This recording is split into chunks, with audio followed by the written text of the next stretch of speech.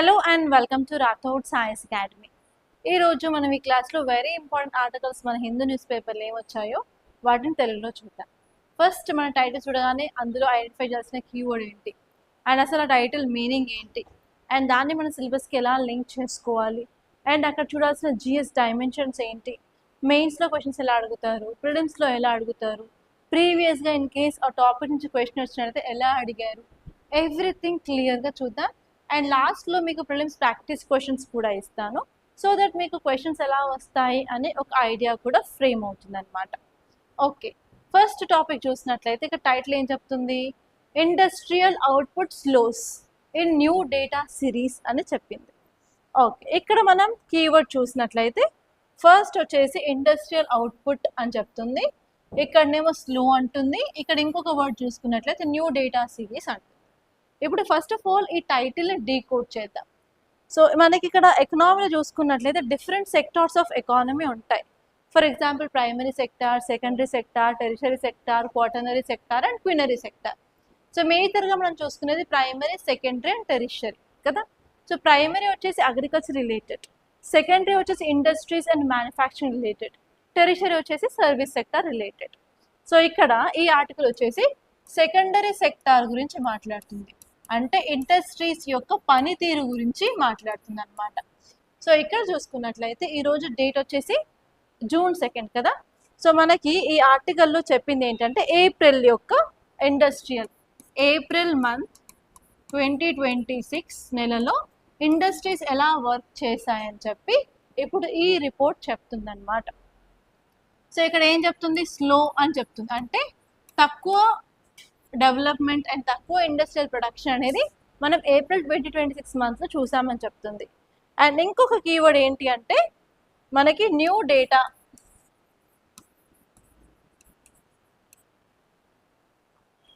Data series అని చెప్పారు.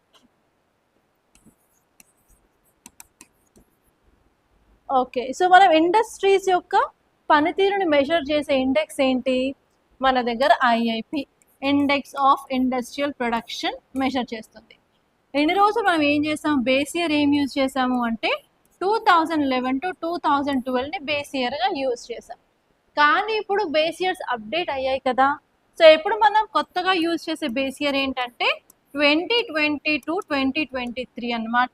So ఇప్పుడు మనం కొత్త బేస్ ఇయర్ని యూజ్ చేసినందుకు ఇండస్ట్రీ యొక్క ప్రొడక్షన్ మనకి స్లోగా కనిపిస్తుంది అని చెప్పి ఈ ఆర్టికల్ యొక్క టైటిల్ చెప్పింది. సో ఇక్కడ మనం చూడాల్సింది ఏంటి, ఇండెక్స్ ఆఫ్ ఇండస్ట్రియల్ ప్రొడక్షన్ చూడాలి, అండ్ దాంతోపాటు మనకున్న 8 కోర్ సెక్టార్స్ ఏంటో చూడాలి, అండ్ నెక్స్ట్ వచ్చేసి అసలు ఈ ఇండస్ట్రీస్ ఎందుకు తక్కువ గ్రోత్ అనేది ఇప్పుడు చూపిస్తుందో చూడాలి. దాని తర్వాత ఇలా తక్కువ గ్రోత్ చూసినట్లయితే మన ఎకానమీ మీద ఎలాంటి ఇంపాక్ట్ ఉంటుందో అది కూడా మనం చూసుకోవాలి. ఆల్ డైమెన్షన్ చూసినట్లయితే ఈ టాపిక్ నుంచి ప్రిలిమ్స్లో ఏదైనా క్వశ్చన్ వచ్చినట్లయితే ఆర్ ఎల్స్ మెయిన్స్లో ఏ క్వశ్చన్ వచ్చినా కూడా మీరు ఈజీగా దాన్ని ట్యాకిల్ చేస్తారు. అండ్ ఈ టాపిక్ వచ్చేసి జిఎస్ పేపర్ 3 ఎకానమీలో ఇంపార్టెంట్. ఫస్ట్ ఆఫ్ ఆల్ మీరు సిలబస్ తెలుసుకోవాలి. మనకి జిఎస్ 1, 2, 3, 4 ఉంటాయి, అండ్ అందులో మళ్ళీ సబ్జెక్ట్స్ ఉంటాయి, మళ్ళీ మెయిన్స్కి ఉన్న సబ్జెక్ట్స్ ఎక్స్ట్రా కొన్ని యాడ్ అవుతాయి, కొన్ని ప్రిలిమ్స్కే ఉంటాయి. సో అసలు క్లియర్ కట్గా సబ్జెక్ట్స్ ఏంటో తెలిసినట్లయితే నేను జిఎస్ 1 ఏంటి, జిఎస్ 2 ఏంటి అది కూడా మీకు క్లియర్గా అర్థమవుతుంది. ఓకే, సో ఇప్పుడు మనం ఈ ఆర్టికల్ని చూసినట్లయితే ఈ ఆర్టికల్ ఏం చెప్తుంది, లేటెస్ట్గా ఇండెక్స్ ఆఫ్ ఇండస్ట్రియల్ ప్రొడక్షన్ని మాస్పి అంటే ministry of statistics and programme implementation అనేది రిలీజ్ చేయడం జరిగింది. ఆ రిలీజ్ చేసిన దాంట్లో కీ స్టాటిస్టిక్స్ ఏం చెప్పింది అంటే ఏప్రిల్ మంత్ 2026లో చాలా తక్కువ గ్రోత్ అనేది రికార్డ్ అయ్యింది అని చెప్పి చెప్పడం జరిగిందనమాట. సో ఎంత రికార్డ్ అయ్యింది అని చూసుకున్నట్లయితే ఓవరాల్గా 4.9% ఏప్రిల్ 2026లో రికార్డ్ అవ్వడం జరిగింది అని చెప్పింది అనమాట. సో ఎక్కడెక్కడ తక్కువ గ్రోత్ ఉంది అని చూసుకున్నట్లయితే మైనింగ్ అండ్ క్వారింగ్లో తక్కువ పర్సెంట్ మైనస్ గ్రోత్ అనేది -5.1 to -5.15 అనే కాంట్రాక్షన్ కనిపిస్తుంది అని చెప్పింది. స్ట్రాంగ్గా మ్యానుఫ్యాక్చర్ సెక్టర్ పర్ఫామ్ చేస్తుంది అని చెప్పడం జరిగింది అనమాట. సో ఇక్కడ మనం ఎందుకు తగ్గింది అని చూసుకున్నట్లయితే ఫస్ట్ వచ్చేసి gas and LPG sector, especially gas supply growth అనేది చాలా తగ్గిపోయింది అని చెప్పింది. ఎందుకు, దాని వెనకాల రీజన్స్ ఏంటంటే మనకు ఆల్రెడీ తెలుసు వెస్ట్ ఏషియాలో క్రైసిస్ ఉంది, దానివల్ల మనకి ఈ యొక్క గ్యాస్ సప్లై గ్రోత్లో ఇంపాక్ట్ అయితే కనిపించింది అని చెప్తుంది. అండ్ అంతేకాకుండా షార్ప్గా మైనింగ్లో అండ్ క్వారింగ్ సెక్టర్లో నెగటివ్ గ్రోత్ అనేది రికార్డ్ అయింది.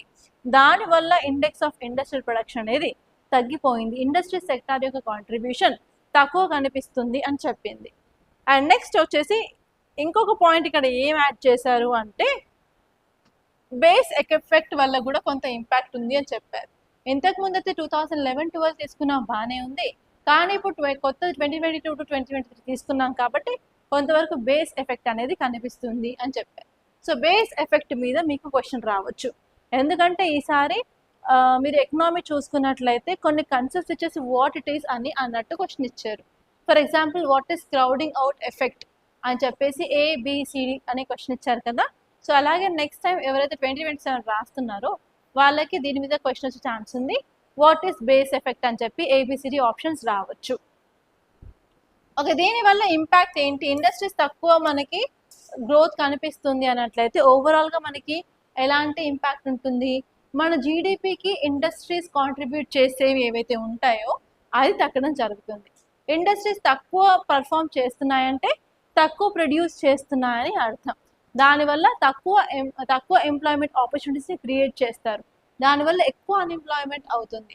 దానివల్ల పీపుల్కి అందాల్సిన salaries on time and the wages, దానివల్ల పావర్టీ, హంగర్, మాల్ న్యూట్రిషన్ కూడా పెరిగే ఛాన్సెస్ ఉంటాయి అన్నమాట.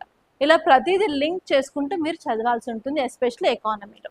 అండ్ ఆన్సర్ రాసేటప్పుడు మల్టీ డైమెన్షనల్ మేనర్లో రాయండి. You should not write in a single dimension అనమాట. ఓకే, నెక్స్ట్ ఆర్టికల్ ఇక్కడ చూడండి. టైటిల్ ఏం చెప్తుంది? Centre clears 5 new judges for supreme court, strength rises to 37. Okay, మనం ఈ ఆర్టికల్ కొంచెం ఇన్ డెప్త్గా చూడాలి, ఎందుకంటే సుప్రీం కోర్ట్ అనేది ఒక important and favourite area of UPSC.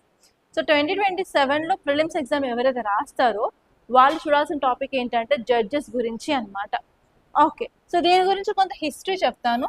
మన ఇండియాలో జ్యుడిషియరీ చూసుకున్నట్లయితే ఇంటిగ్రేటెడ్ అండ్ ఇండిపెండెంట్ జ్యుడిషియరీ ఉందన్నమాట. టాప్ కోర్ట్ వచ్చేసి సుప్రీం కోర్టు, అలాగే టాప్ కోర్ట్ ఇన్ స్టేట్ వచ్చేసి హైకోర్టు, అలాగే మన డిస్ట్రిక్ట్లో సబార్డినేట్ కోర్ట్స్ కానీ డిస్ట్రిక్ట్ కోర్ట్స్ కానీ ఉంటాయి. ఎస్, సో ఇప్పుడు మన సుప్రీం కోర్ట్ ఫామ్ చూసుకున్నట్లయితే సుప్రీం కోర్ట్ ఫామ్ అయినప్పుడు మనకి ఓన్లీ 8 మంది జడ్జిలు మాత్రమే ఉండేవారు. కానీ ఎప్పుడు చూసుకున్నట్లయితే ప్రజెంట్ 2026లో ఉన్న డేటా చూసుకున్నట్లయితే 37+1 అంటే ఓవరాల్గా 38 జడ్జెస్ అనేవాళ్ళు ఇప్పుడు మనకు ఉన్నారు. అంటే ఆ ఫామ్ అయిన దగ్గర నుంచి 30 మందిని ఇంక్రీజ్ చేయడం జరిగిందనమాట స్ట్రెంగ్త్. ఓకే, సో ఇంతకంటే ముందు ఎంతమంది ఉండేవారు? 33+1, 1 అంటే CJ అనమాట, మిగతా వాళ్ళేమో సుప్రీంకోర్టు జడ్జెస్. సో దీని గురించి చూసుకున్నట్లయితే నార్మల్గా మే మంత్లో కూడా మనం దీన్ని కరెంట్ అఫైర్స్ చూసాం. మే మంత్లో ఏదో చూసాము, cabinet approved to increase number of judges of supreme court యాక్ట్ని మనం అమెండ్ చేసేసి నెంబర్ ఆఫ్ జడ్జెస్ని ఇంక్రీజ్ చేశాం కదా. సో ఇక్కడ చూసుకున్నట్లయితే ఇది కాన్స్టిట్యూషనల్ అమెండ్మెంట్ యాక్ట్ అయితే కాదనమాట. సో మనం నార్మల్గా ఆర్డినరీ బిల్ ద్వారా మనమైతే ఇప్పుడు ఈ యొక్క నెంబర్ ఆఫ్ జడ్జెస్ని ఇంక్రీజ్ చేయడం జరిగింది. ప్రజెంట్ స్ట్రెంగ్త్ వచ్చేసి 38 జడ్జెస్ ఇంక్లూడింగ్ CJI. సో ఇక్కడ మీకు ఎలాంటి క్వశ్చన్ రావచ్చు? మీరు కనుక పాలిటీ లక్ష్మీకాంత్ ఓపెన్ చేసినట్లయితే అక్కడ సుప్రీం కోర్ట్ అనే చాప్టర్లో క్లియర్ కట్గా క్వాలిఫికేషన్స్ ఇచ్చారు, ఎవరు సుప్రీం కోర్ట్ జడ్జ్ అవ్వడానికి అర్హులు అని చెప్పి, వాళ్ళ యొక్క టెన్యూర్, అలాగే ఏ ఇయర్కి వాళ్ళు రిటైర్మెంట్ అయ్యే ఛాన్సెస్ ఉంటాయి. And next process of removal ఏంటి? ఈ ప్రాసెస్ ఆఫ్ రిమూవల్ గురించి మనం క్లియర్ కట్గా చాలాసార్లు క్లాస్లో చూసాం. ప్రాసెస్ ఆఫ్ రిమూవల్ ఏంటి అండ్ వాళ్ళ యొక్క రోల్స్ అండ్ రెస్పాన్సిబిలిటీస్ ఏంటి, అవన్నీ కూడా మీరు క్లియర్గా చూసుకోవాలి. అండ్ మనకి జడ్జెస్లో యాక్టింగ్ జడ్జెస్ అలాగే అడ్హాక్ జడ్జెస్ కూడా ఉంటారు కదా, ఆ కన్సెప్ట్ని కూడా మీరు క్లియర్గా ఈసారి చూసుకోవాలన్నమాట. So this time judiciary will become very important concept అనమాట. ఓకే, ఇప్పుడు మనం ఈ యొక్క కంటెక్స్ట్ చూసుకున్నట్లయితే centre clear the appointment, central government 5 judges అపాయింట్మెంట్కి సంబంధించిన దాన్ని క్లియర్ అయితే చేసింది. ఇప్పుడైతే మొత్తం జడ్జిలేమో 37 మంది, ఒకరేమో CJI, మొత్తం కలిపి సుప్రీంకోర్టులో స్ట్రెంగ్త్ వచ్చేసి 38 మెంబర్స్ అనమాట. సో వాళ్ళు అమెండ్మెంట్ చేశారు సుప్రీంకోర్టు నెంబర్ ఆఫ్ జడ్జెస్ని ఇంక్రీజ్ చేయడానికి. దాని యొక్క బిల్ ఏంటి అన్నట్లయితే supreme court number of judges amendment bill 2026 అన్నమాట. ఓకే, ఇప్పుడు మనం క్వాలిఫికేషన్స్ చూసుకున్నట్లయితే ఎవరు అవుతారు? ఫస్ట్ వచ్చేసి ఆర్టికల్ 244 ఆర్టికల్లో క్లియర్గా చెప్పారు ఏంటంటే ఫస్ట్ వచ్చేసి సిటిజన్ ఆఫ్ ఇండియా కంపల్సరీ అయి ఉండాలి. అండ్ నెక్స్ట్ వచ్చేసి వాళ్ళు జడ్జ్ అయినా అయి ఉండాలి. హైకోర్టులో అట్లీస్ట్ 5 years అయితే సర్వ్ చేసి ఉండాలి. And next in case lawyer are advocate అయినట్లయితే 10 years ఆఫ్ ప్రాక్టీస్ ఉండాలి అని చెప్పి. అండ్ థర్డ్ ఇంపార్టెంట్ క్రైటీరియా ఏంటంటే ప్రెసిడెంట్ దృష్టిలో వాళ్ళు డిస్టింగ్విష్డ్ లీగల్ ఎక్స్పర్ట్ అయినా ఉండాలి. సో మీరు సిడిఎస్ పేపర్ చూసినట్లయితే యూపీఎస్సీ సిడిఎస్ 2026 పేపర్లో ఇవే 3 పాయింట్లు ఇచ్చారు. కాకపోతే ఇక్కడ ప్రెసిడెంట్కి బదులు సిజేఐ అని పెట్టారనమాట. సో మీరు పాలిటీ క్వశ్చన్స్ చూసుకున్నట్టే ప్రెసిడెంట్ ప్లేస్ని ప్రైమ్ మినిస్టర్ లాగా, ప్రైమ్ మినిస్టర్ని గవర్నర్ లాగా, గవర్నర్ని చీఫ్ మినిస్టర్ లాగా, లేకపోతే ప్రైమ్ మినిస్టర్ని చీఫ్ మినిస్టర్ లాగా, సో అలా వర్డ్స్ అనేవి ఈజీగా చేంజ్ చేస్తారనమాట. సో మీరు మాత్రం కేర్ఫుల్గా ఆ వర్డ్స్ని గమనిస్తూ ఉండాలి ప్రిలిమ్స్ క్వశ్చన్స్ పాలిటీలో చేసేటప్పుడు. ఓకే, అండ్ నెక్స్ట్ ఆర్టికల్ ఇక్కడ చూసుకున్నట్లయితే పర్ఫెక్ట్ స్టార్మ్. ఈ ఆర్టికల్ అర్థం అవ్వాలి అన్నట్లయితే కొంత బేసిక్ మీకు తెలిసి ఉండాలి. సో 3 days బ్యాక్ మనం ఏం చూసాము, మహారాష్ట్ర పూణే ఏరియాలో ఇల్లిసిట్ లిక్కర్ అంటే కల్తీ సారాయి తాకి అరౌండ్ 13 మంది చనిపోయారు అని చెప్పాను కదా. సో ఇప్పుడు ఈ ఆర్టికల్ ఏం చెప్తుందంటే మనకి ప్రతి సంవత్సరం ఇలాంటి ఇన్సిడెంట్స్ 4 నుంచి 5 చూస్తాం కదా, 4 నుంచి 5 చూస్తాం. అయినప్పటికీ కూడా మనం ఎందుకు ఇలాంటి చీప్ లిక్కర్ ఆర్ స్పూరియస్ లిక్కర్ని కంట్రోల్ చేయలేకపోతున్నామని చెప్పి ఈ ఆర్టికల్స్లో రీజన్స్ అయితే ఇచ్చారు. అండ్ ఈ టాపిక్ వచ్చేసి మనకి మెయిన్స్ పాయింట్ ఆఫ్ వ్యూలో చాలా ఇంపార్టెంట్. ఓకే, ఇక్కడ ఈ ఆర్టికల్ చూడండి ఒకసారి. ఆర్టికల్ చూస్తే ఏం చెప్తుంది, మిథనాల్ పాయిజనింగ్ వల్ల ఈ యొక్క డెత్స్ అనేవి జరుగుతాయి. ఈ మిథనాల్కి ఇంకా వేరే పేర్లు చాలా ఉన్నాయి, ఆల్టర్నేట్ నేమ్స్. అవి ఏంటి అంటే methyl alcohol, wood alcohol, wood spirit అన్నమాట. దీని యొక్క ఫార్ములా ఏంటంటే simple formula CH3OH. And next వచ్చేసి ఇది కలర్లెస్, అలాగే వొలటైల్ లిక్విడ్. వొలటైల్ అంటే మనం దాన్ని వదిలేస్తే, అంటే మూత పెట్టకుండా వదిలేస్తే ఈజీగా ఆవిరి అయిపోతుంది అనమాట. అండ్ నెక్స్ట్ స్వీట్గా పంజెంట్ ఆర్డర్ అనేది మనకి కనిపిస్తూ ఉంటుంది. అండ్ దీన్ని ఎక్కడ యూజ్ చేస్తారు అనే అప్లికేషన్స్ చూసినట్లయితే ఫస్ట్ వచ్చేసి ఇది పెయింట్స్లలో సాల్వెంట్ కింద యూజ్ చేస్తారు, వార్నిషెస్ కింద యూజ్ చేస్తారు, అండ్ ప్లాస్టిక్ తయారీలో కూడా దీన్ని యూజ్ చేస్తారు. అండ్ అంతేకాదు ఈ మిథనాల్ని ఫార్మాల్డిహైడ్, అసిటిక్ యాసిడ్, అలాగే అరోమాటిక్ హైడ్రోకార్బన్స్ ప్రొడ్యూస్ చేయడానికి కూడా యూజ్ చేయడం జరుగుతుంది. అండ్ నెక్స్ట్ దీని యొక్క ఫంక్షన్స్ వచ్చేసి ఏంటంటే యాంటీ ఫ్రీజ్ ఏజెంట్ అనమాట. ఫ్యూయల్ని కంప్లీట్గా బర్న్ చేయడానికి కూడా దీన్ని యూజ్ చేస్తారు. అంటే ఫ్యూయల్ గడ్డ కొట్టకుండా ఉండడానికి కూడా ఈ మిథనాల్ని యాడ్ చేయడం అనేది జరుగుతుంది. అండ్ ఎస్పెషల్లీ ఆటోమేటివ్స్లో ఏవియేషన్ ఫ్యూయల్లో ఏమైనా వాటర్ కలిసినట్లయితే ఆ వాటర్ని రిమూవ్ చేయడానికి కూడా ఈ యొక్క మిథనాల్ని యూజ్ చేస్తారు. అండ్ ఇప్పుడు చూస్తున్నట్లయితే అసలు ఎందుకు ఈ యొక్క హూజ్ ట్రాజడీస్ అంటే కల్తీ సారాయి తాగి చనిపోయే వాళ్ళు ఎక్కువ అవుతున్నారు, ఎందుకు మనం ఈ యొక్క ఇన్సిడెంట్స్ని కంట్రోల్ చేయలేకపోతున్నాం? అండ్ దీని మీద మీకు 10 మార్కర్ క్వశ్చన్ వచ్చే ఛాన్స్ ఉంది. ఫస్ట్ వచ్చేసి చాలా మంది పేదవాళ్ళు, పువర్ పీపుల్ ఉండడం వల్ల కాస్ట్లీ లిక్కర్కి అఫోర్డ్ చేయలేక వాళ్ళు ఏంటంటే ఇలా ఈజీగా దొరికే అండ్ తక్కువ ప్రైస్కి దొరికే సారాయిని, నాటు సారాయిని తాగుతూ ఉంటారు. They are like very cheap and low brewed alcohol. And వాటికి నార్మల్గా లైసెన్స్ కూడా ఉండదు, సేఫ్టీ స్టాండర్డ్స్ వాళ్ళు ఫాలో అవ్వరు.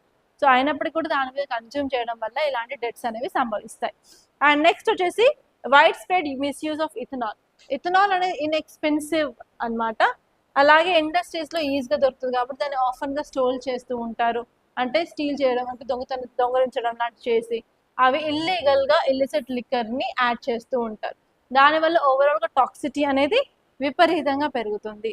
అండ్ దానివల్ల పాయిజనింగ్ కేసెస్ కూడా చాలా పెరుగుతాయి. అండ్ నెక్స్ట్ వచ్చేసి మన దగ్గర ఇండియాలో ఈ యొక్క ఆల్కహాల్కి సంబంధించి ఒక లా అయితే ఉంది. ఆ లా ఏంటంటే ఎక్సైజ్ యాక్ట్ అనమాట. సో ఎక్సైజ్ యాక్ట్ని ప్రాపర్గా మనం లోకల్ లెవెల్లో ఇంప్లిమెంట్ చేయలేము. అందుకని ఇంప్లిమెంట్ చేయకుండా ఎన్ఫోర్స్మెంట్ చేయలేదు కాబట్టి ఇల్లీగల్గా దీని అమ్మకాలు ఇంకా కొనసాగుతున్నాయి అని చెప్పారు. అండ్ నెక్స్ట్ వచ్చేసి పొలిటికల్ పార్టీస్కి అండ్ బ్యూరోక్రాట్స్కి కూడా నెక్సెస్ ఉండడం వల్ల కూడా ఇందులో ఇన్వాల్వ్ అయిన వాళ్ళని శిక్షించకుండా వదిలేయడం లాంటివి చేస్తూ ఉంటారు. దానివల్ల ఓవరాల్గా మరింత ఇది స్ప్రెడ్ అవుతుంది అనమాట. అండ్ నెక్స్ట్ వచ్చేసి పీపుల్కి కూడా ప్రాపర్గా అవేర్నెస్ అనేది ఉండదు, లైక్ వాళ్ళు కన్స్యూమ్ చేస్తే ఏమవుతుంది, దానివల్ల ఇంపాక్ట్స్ ఏంటి అని చెప్పి. అండ్ నెక్స్ట్ వచ్చేసి ఈవెన్ సప్లై చైన్లో కూడా చాలా ఫ్లాస్ అనేవి ఉన్నాయి, ప్రాపర్గా సప్లై చైన్ కూడా అవ్వట్లేదు అనమాట. సో ఇలాంటి ప్రాబ్లమ్స్ వల్ల మనం హ్యూజ్ ట్రాజడీస్ని కంట్రోల్ చేయలేకపోతున్నామని చెప్పి ఈ ఆర్టికల్ క్లియర్గా చెప్పింది. అండ్ నెక్స్ట్ ఆర్టికల్ వచ్చేసి IMEC is caught between commerce and geopolitics. ఇక్కడ ఉన్న కీవర్డ్ వచ్చేసి ఐఎంఈసి అనమాట. ఐఎంఈసి యొక్క ఫుల్ ఫామ్ చూసుకున్నట్లయితే ఏంటిది, India middle east Europe economic corridor అనమాట. సో ఆల్రెడీ ఐఎంఈసి మీద ఒకసారి ప్రిలిమ్స్లో క్వశ్చన్ కూడా అడగడం జరిగింది. అది ఎప్పుడు అంటే 2025లో. Consider the following statements regarding IMEC అన్నట్టు ఇచ్చేసి డైరెక్ట్గా ఐఎంఈసి ద్వారా మనం ఏం కనెక్ట్ చేసుకుంటున్నాం, ఇండియా నుంచి ఇరాన్, ఇరాన్ నుంచి మనం యూరోప్. సో అలా వాళ్ళు డైరెక్షన్స్ ఇచ్చారనమాట. సో ఇక్కడ మళ్ళీ 2027లో మీకు ఐఎంఈసి మీద క్వశ్చన్ వచ్చే ఛాన్స్ చాలా ఎక్కువగా ఉంది, and you have to see this carefully అనమాట. సో ఇక్కడ మనం ఐఎంఈసి గురించి కొన్ని ఫ్యాక్ట్స్ చూసుకున్నట్లయితే ఐఎంఈసి అనేది ఒక multi modal connectivity project.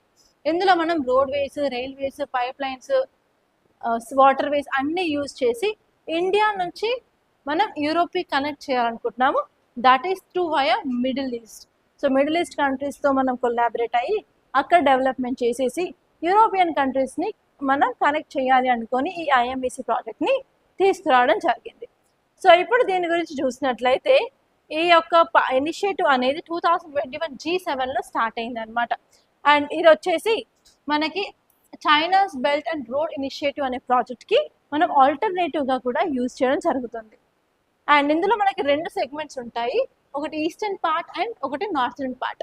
Eastern part ఏంటి అని చూసుకున్నట్లయితే ఇండియా నుంచి మనం గల్ఫ్ కంట్రీస్కి వెళ్తాం, గల్ఫ్ కంట్రీ నుంచి యూరోప్కి వెళ్ళేదాన్ని నార్త్ అని అంటాం, ఇండియా నుంచి గల్ఫ్ కంట్రీస్కి ఈస్టర్న్ కారిడార్. అది కూడా మీరు గుర్తుపెట్టుకోవాలి. అండ్ దీని యొక్క ఆబ్జెక్టివ్ ఏంటి మిషన్ యొక్క అని చూసుకున్నట్లయితే పోర్ట్స్ని బిల్డ్ చేయడం, రైల్వేస్ని ఇంప్రూవ్ చేయడం, రోడ్స్ని ఇంప్రూవ్ చేయడం, సీ లైన్స్ని మనం క్రియేట్ చేసుకోవడం, ఎనర్జీ పైప్ లైన్స్ని పెట్టడం, అలాగే డిజిటల్ ఇన్ఫ్రాస్ట్రక్చర్ ప్లాట్ఫామ్ని కూడా మనం తీసుకురావాలి అనుకోవడం అనమాట.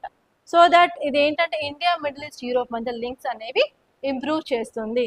సో దీని యొక్క ఇంపార్టెన్స్ ఏంటి అని చూసుకున్నట్లయితే ఐఎంఈసి వల్ల మనకి లాజిస్టిక్స్ కాస్ట్ అనేది విపరీతంగా తగ్గుతుంది, అంటే ట్రాన్స్పోర్టేషన్ కాస్ట్ అనమాట అరౌండ్ 30% తగ్గే అవకాశాలు ఉంటాయి. అండ్ నెక్స్ట్ ఇది వచ్చేసి మనకి వన్ సన్ వన్ గ్రేడ్ ఇనిషియేటివ్లో కూడా భాగమని చెప్పవచ్చు. అండ్ ఈ యొక్క ప్రాజెక్ట్ ద్వారా మనం energy pipe lines, clean energy infrastructure, అలాగే అండర్ సీ కేబుల్స్ని మనం డెవలప్ చేయడం వల్ల ఓవరాల్గా ట్రేడ్ అండ్ ఎనర్జీ కోఆపరేషన్ కూడా ఇంప్రూవ్ అవుతుంది. అండ్ నెక్స్ట్ వచ్చేసి ఇలాంటి డెవలప్మెంట్ చేయడం వల్ల ఆబ్వియస్గా మన పక్క కంట్రీస్ నుంచి కూడా మనం ఇన్వెస్ట్మెంట్స్ని అట్రాక్ట్ చేయవచ్చు అనమాట. సో ఇలా ఓవరాల్గా చాలా ఇంపాక్ట్ అయితే మన ఇండియా పైన ఉంటుంది ఈ ప్రాజెక్ట్ వల్ల. అండ్ నెక్స్ట్ ఆర్టికల్ చూసుకున్నట్లయితే ఇక్కడ జాయ్ అండ్ పెయిన్. సో ఈ ఆర్టికల్ ఏం చెప్తుంది, మనకి NFHS 6 డేటా గురించి చెప్తుంది. సో రీసెంట్గా మనం చూసాం ఏంటి, NFHS అంటే నేషనల్ ఫ్యామిలీ హెల్త్ సర్వీస్ 6 అనమాట. సో ఇక్కడ ఏంటి రిపోర్ట్ అన్నట్లయితే 2023 అండ్ 2024 మధ్య మన కంట్రీలో యూనియన్ హెల్త్ మినిస్ట్రీ ఒక సర్వేని నిర్వహించింది. అండ్ ఈ సర్వేలో అరౌండ్ 6.97 lakhs మంది యొక్క హౌసెస్కి వెళ్ళి వాళ్ళు క్వశ్చన్స్ అడిగి డేటా తీసుకున్నారు. ఆ క్వశ్చన్స్ దేని మీద అడిగారు అన్నట్లయితే మహిళల యొక్క పరిస్థితి గురించి, ఇన్స్టిట్యూషన్ డెలివరీస్ అవుతున్నాయా లేదా అని చెప్పి, పిల్లల యొక్క న్యూట్రిషన్ గురించి, స్టంటింగ్ ఉన్నారా, వేస్టింగ్ ఉన్నారా, వాళ్ళ యొక్క హైట్, వెయిట్, అండ్ అలాగే వాళ్ళ యొక్క సోషల్ ఎకనామిక్ బ్యారియర్స్ గురించి కూడా అడిగి వాళ్ళ ఇన్ఫర్మేషన్ అయితే తయారు చేశారు. అండ్ ఈ ఇన్ఫర్మేషన్ తయారు చేసిన తర్వాత వాళ్ళు ఒక రిపోర్ట్ హైలైట్స్ ఇచ్చారు. ఆ హైలైట్స్ ఏంటంటే ఫస్ట్ వచ్చేసి ఇండియాలో ఇన్స్టిట్యూషనల్ డెలివరీస్ పెరిగాయి, అంటే హాస్పిటళ్ళల్లో జరిగే ప్రసవాలు అనేవి పెరిగాయని చెప్పారు. అండ్ దాంతో ఏంటంటే MMR, IMR కూడా తగ్గింది, maternal mortality rate and infant mortality rate అనేది తగ్గింది అని చెప్పారు.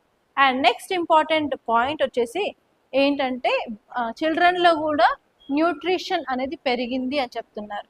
అండ్ ఉమెన్లో కూడా వాళ్ళకి ఉమెన్కి కూడా లైక్ ఇంటర్నెట్ యూజ్ చేసే ఉమెన్, అలాగే బ్యాంకింగ్ అంటే బ్యాంక్లో వాళ్ళకి ఖాతాలు ఉన్న ఉమెన్ కూడా పెరగడం జరిగింది అని చెప్పారు.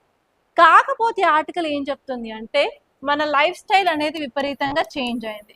ఈ లైఫ్ స్టైల్ చేంజ్ అవ్వడం వల్ల నాన్ కమ్యూనికబుల్ డిసీజెస్ అనేవి చాలా పెరిగాయి. లైక్ హార్ట్ డిసీజ్ కానివ్వండి, కిడ్నీ డిసీజ్, లంగ్ డిసీజ్, అలా ఎన్సిడీస్ అనేవి పెరిగాయి. కాబట్టి ఓన్లీ మనం హెల్త్ కేర్ని మనం ఇంక్రీజ్ చేయడమే కాదు, ఈవెన్ లైఫ్ స్టైల్లో కూడా మనకు కావాల్సిన చేంజెస్ తీసుకురావాలి అని చెప్పి కూడా ఈ ఆర్టికల్ అయితే క్లియర్గా చెప్పింది. అదనమాట ఈ టాపిక్ గురించి. అండ్ నెక్స్ట్ నేను ఇక్కడ ప్రిలిమ్స్ క్వశ్చన్ తీసుకొచ్చాను, ఒకసారి చూడండి ఈ టాపిక్స్ ఏంటి అన్నట్లయితే. ఫస్ట్ వచ్చేసి క్వశ్చన్ ఐఎంఈసి గురించి. ఫస్ట్ స్టేట్మెంట్ ఏంటంటే, it AIIMS to reduce logistic cost and transportation time between India and Europe. Always మీరు గుర్తుపెట్టుకోవాల్సింది ఏంటి అన్నట్లయితే, యూపీఎస్సీలో ఏదైనా స్కీమ్ గురించి కానీ మిషన్ గురించి కానీ ఎయిమ్ అని ఇచ్చినప్పుడు ఫర్ షూర్ అది రైటే ఉంటుంది అనమాట. సో ఆన్సర్లో 1 తప్పకుండా ఉంటుంది. అండ్ మీ ఆన్సర్ వచ్చేసి ACDలో ఒకటి అయి ఉంటుంది అనమాట. సో సెకండ్ స్టేట్మెంట్ వచ్చేసి the corridor relies exclusively on maritime transport. And third వచ్చేసి it is often viewed as an alternative to China's belt and road initiative. So ఈ పాయింట్స్ నేను క్లియర్గా చెప్పాను. అండ్ దీనికి ఆన్సర్ ఏంటో కింద కామెంట్లో చెప్పండి.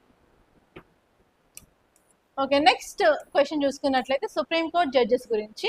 అండ్ ఇక్కడ 4 స్టేట్మెంట్స్ ఇచ్చారు. ఫస్ట్ వచ్చేసి supreme court judges are appointed by president of India. Next వచ్చేసి article 124 of constitution deals with appointment of supreme court judges. Third వచ్చేసి a person must have attain the age of 40 years to be appointed as Supreme Court judge. Next వచ్చేసి Supreme Court judge holds until age of 65 years. ఇది కూడా చాలా easy question అండి, దీనికి కూడా answer తెలిస్తే కమెంట్లో చెప్పండి. And that's all guys. మీకు ఇంకొకటి చెప్పాలనుకుంటున్నాను, మన అకాడమీలో వచ్చేసి జిఎస్ ఫిలిమ్స్గా మెయిన్స్ ఫౌండేషన్ కోర్స్ అనేది 8th జూన్ నుంచి స్టార్ట్ అవుతుంది. అండ్ మన యొక్క కోర్స్ ఫీచర్స్ చూసుకున్నట్లయితే ఎవ్రీథింగ్ మీకు బేసిక్ నుంచి అడ్వాన్స్ లెవెల్లో చెప్తారు. అండ్ మన ఫ్యాకల్టీ వచ్చేసి ఢిల్లీ అండ్ బెంగళూరు ఫ్యాకల్టీ ఉంటారు. అండ్ మీకు కావాల్సిన బుక్స్ కూడా మేమే ప్రొవైడ్ చేస్తాము. ఎవ్రీడే ఆన్సర్ రైటింగ్ ఉంటుంది. అండ్ దాంతోపాటు ఎవ్రీ వీకెండ్ మీకు టెస్ట్ అయితే పెడతాము related to prelims. And prelims clear చేయించడానికి కంపల్సరీ టిప్స్ అండ్ ట్రిక్స్ సంబంధించిన క్లాసెస్ కూడా తీసుకోవడం జరుగుతుంది. అండ్ ఆ ట్రిక్స్ అండ్ టిప్స్ అనేవి మీరు ఎగ్జామ్లో అప్లై చేసినట్లయితే ఇక్కడ జరిగే ఎగ్జామ్లో ఫర్ షూర్ మీరు క్లియర్ చేసే ఛాన్సెస్ చాలా ఎక్కువగా ఉంటాయి. అండ్ మీకు కనుక ఇంకా ఏమైనా ఈ కోర్స్ గురించి డీటెయిల్స్ తెలుసుకోవాలనుకున్నట్లయితే please to contact us on this number. ఈ నెంబర్కి అయితే కాల్ చేయండి, 8074765513. అండ్ ఈవెన్ ఇది వాట్సాప్ నెంబర్ కూడా, మీరు వాట్సాప్కి కూడా టెక్స్ట్ అనేది చేయొచ్చు, so that we can give the reply అనమాట. ఇన్ కేస్ మీరు ఇన్స్టిట్యూట్కి వచ్చి నాతోనే పర్సనల్గా మాట్లాడాలనుకున్నట్లయితే you're always welcome. Please come to institute. మన ఇన్స్టిట్యూట్ వచ్చేసి అశోక్ నగర్ హైదరాబాద్లో ఉంది. అక్కడికి వచ్చేసి వికాస్ బుక్ సెంటర్ అనేది ఎవరైనా చెప్తారు, ఎగ్జాక్ట్లీ దానిపైన 2nd and 3rd floorలో మన అకాడమీ ఉంటుంది. You can come and you can visit and you can talk to me guys. I wish you all the best. Thank you so much for watching.